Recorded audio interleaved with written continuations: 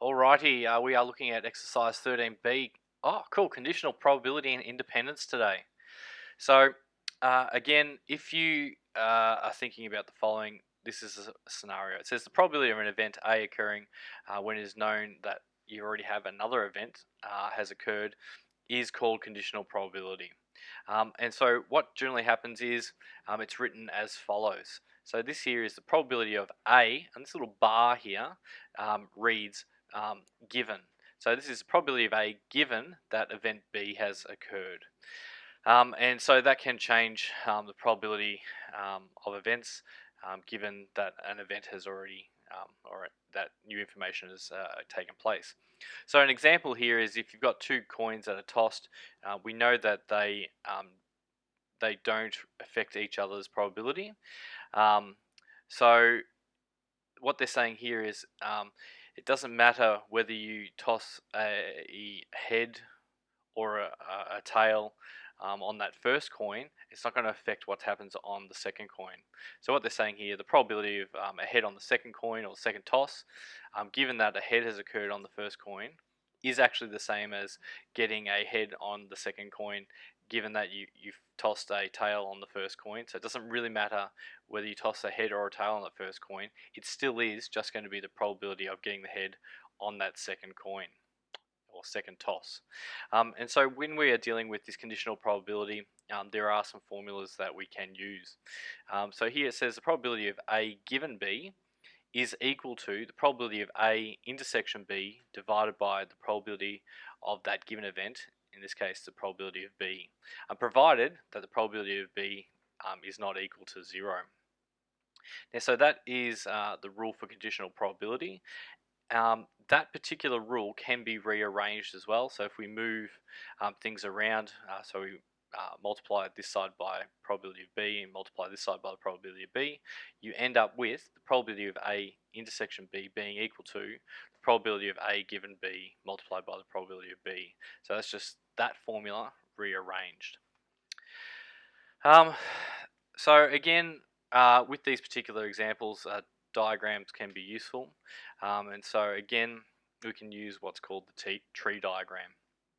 So in this example it says here, we've got a certain town. It says the probability that it rains on Monday is 0.21, and it says if it rains on the Monday, then the probability that it rains on Tuesday is 0.83.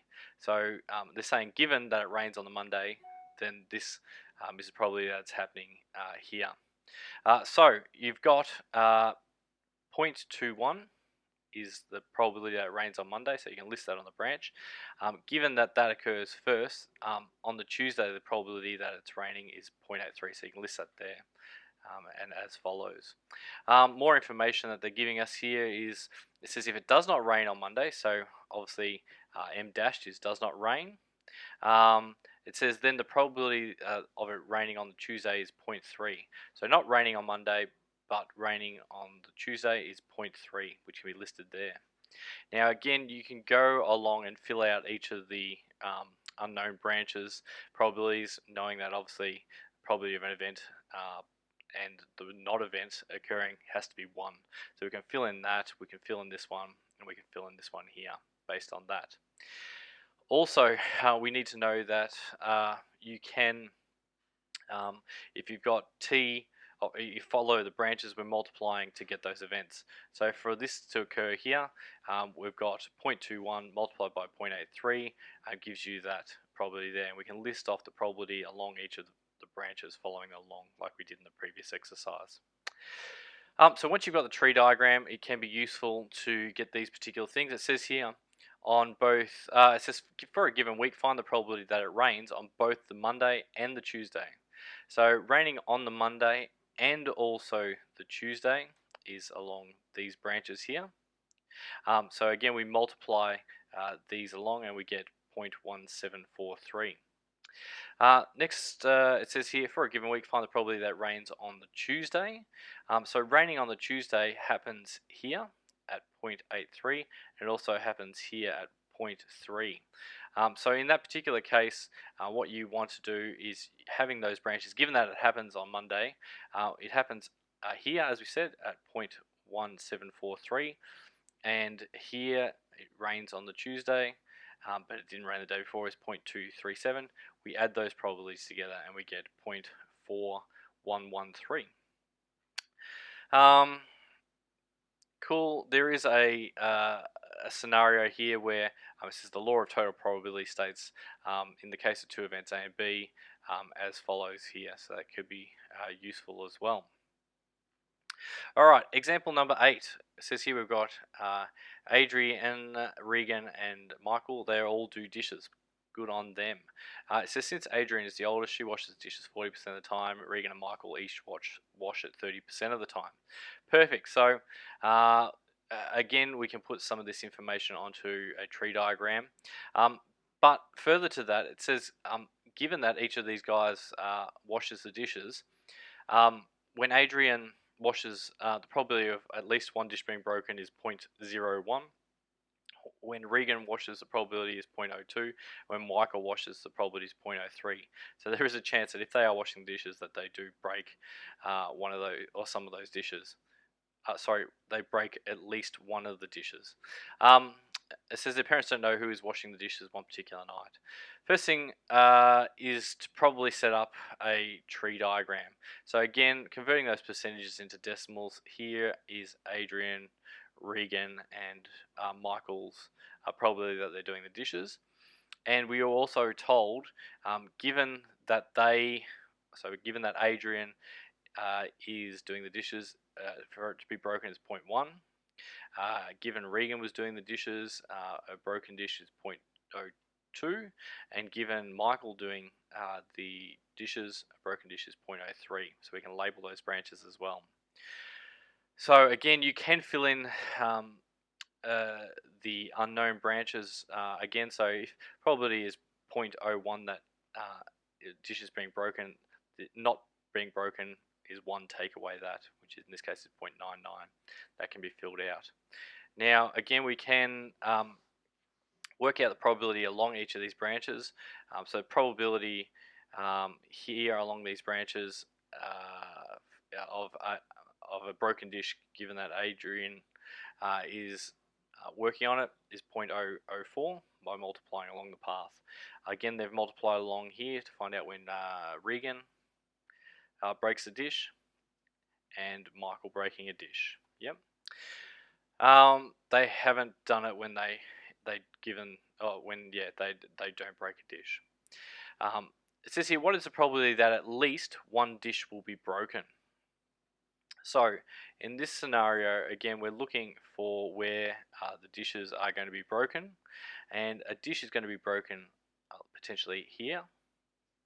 A dish is going to be broken along here, and a dish is going to be broken along here. So again, getting those probabilities from the tree diagram, adding them together, we get that it is 0.019 is the probability. Next part of the question was saying, given that at least one dish is broken, what is the probability that the person washing was Michael? So again, we're going to use the rule for conditional probability. So writing that out, and again, we know from the previous question that we just did that the probability of a broken dish, at least one broken dish, was 0.019, which is listed here. And from the rule, we're looking for M intersection B, so Michael and broken, which here, following along Michael and broken, was 0.009. Yep. So plugging these into the formula, this simplifies down to 9/19, which is what we were looking for. Another example that we can use is a table. It says here, as part of an evaluation of a school canteen, all students at a senior school or secondary college from years 10 to 12 were asked to rate the canteen as poor, good, or excellent. And those results were listed there. Notice the totals are all there as well. So we can see there were 400 in total. So it says here, what is the probability that a student chosen at random from this college is in year 10? So because we've got this table, a lot of this information can just be extracted from there. So looking for a number of students in Year 12, you can see the total number of students in Year 12 was 80. There were 400 surveyed in total, so the probability is going to be 80 out of 400, which simplifies down to 1/5. Next one is saying is in Year 12 and rates the canteen as excellent. So again, we're looking for the canteen being excellent and being in Year 12. So Year 12 excellent, it's 35 out of the 400 in total. Next one has some conditional information. It says they are in Year 12 given that they rate the canteen as excellent. So again, Year 12 and rating the canteen as excellent, there's 35 of these students, but given that they are, given that they rate the canteen as excellent, it's going to be out of the total that rate it as excellent. And in this particular case, given that information, there were 160 that rated as excellent. So that's the given part. So it was the 35 out of the given, which was 160. And that simplifies down to 7/32. This one here, rate the canteen as excellent given that they are in Year 12. So given that they are in Year 12, it's going to be out of 80. And rate the canteen as excellent, which is 35. Yep, so it's 35 out of the 80 because of that given part. That simplifies down to 7/16. Now, again, when it's provided in the table, it's a lot easier just to read that out. If you didn't have the table, you could use the conditional probability formula to work out these pieces of information as well. Again, last thing we really want to talk about is independent events. It says two events A and B are independent if the probability of A occurring is the same whether or not whether or not B has occurred. And we can see this information documented here. So you can see here the probability of A given B is just going to be the probability of A, the first event, if they are independent, and vice versa. So here is an example of this. It says probability that Monica remembers to do her homework is 0.7, while the probability of Patrick remembering to do his homework is 0.4. It says if these events are independent, then what is the probability that they both will do their homework? Okay, so in this particular case, Monica doing her homework is 0.7, Patrick's doing his homework is 0.4. They are independent, so in this particular case, we just multiply those probabilities together to get 0.28. Likewise here it says what is the probability that Monica will do her homework but Patrick forgets. So again, we know the probability of Monica doing her homework is 0.7. Patrick not doing his homework, so P dashed, is going to be 1 take away 0.4, which is 0.6. We can multiply those together and get 0.42. A little bit of a summary of all the stuff we spoke about. Good luck. Bye for now.